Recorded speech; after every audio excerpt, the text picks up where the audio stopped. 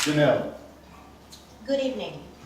I'm 24 years old and I'm privileged to represent young people's perspectives on the tribunal. As a young adult, my focus is on intergenerational equity. Intergenerational equity was recognized in 1992 at the Rio Declaration as a key principle of sustainability. This means that development must meet the developmental and environmental needs of present and future generations. The welfare of present and future generations must be considered and determined.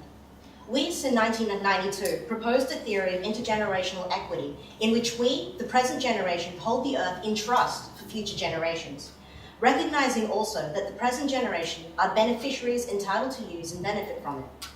This is a theory shaped by the relationship between the different generations and our relationship with the natural world. There are three principles of intergenerational equity. The conservation of options, in which each generation is required to conserve the diversity and natural and cultural resource base, because this gives future generations an increased likelihood of survival.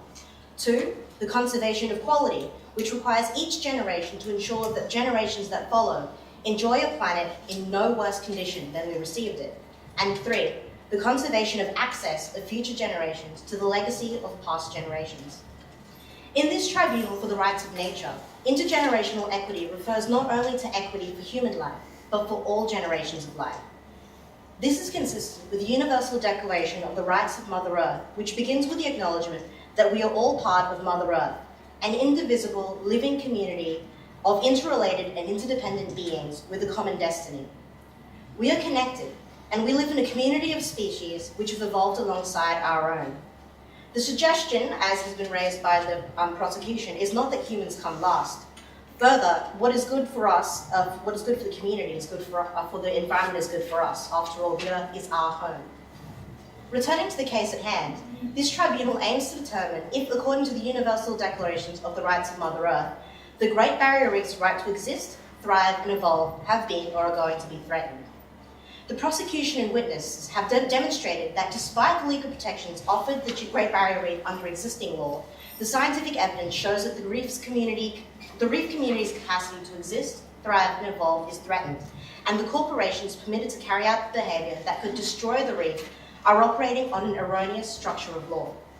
They are operating in a system of law that does not value or recognise the inherent value or rights of life on this planet, and the end result is that the current activities carried out and or permitted by the defendants is creating an inequitable burden on future generations.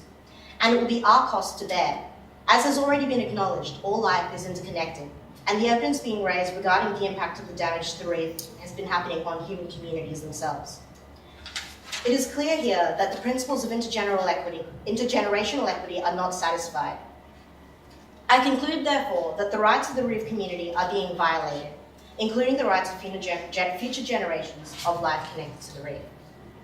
Despite this assessment on the conduct of the defendants, however, I take hope in the decisions made by federal judges and the case brought by the prosecution, and in the number of people here today who have come in support of the rights of the reef.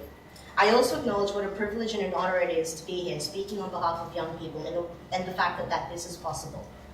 I refer specifically to the comments made by the defence with regards to the system of democracy that we have in place. I agree. I don't think that we should undermine those systems, but this is a legitimate representation of people coming together, speaking out about what we demand from our leaders.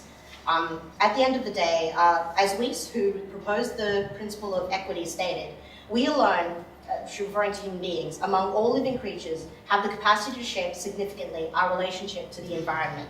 We have that capacity, and I see that within every person in this room, and we have the potential to hold our leaders to account, and that is what I would like to conclude on. Thank you.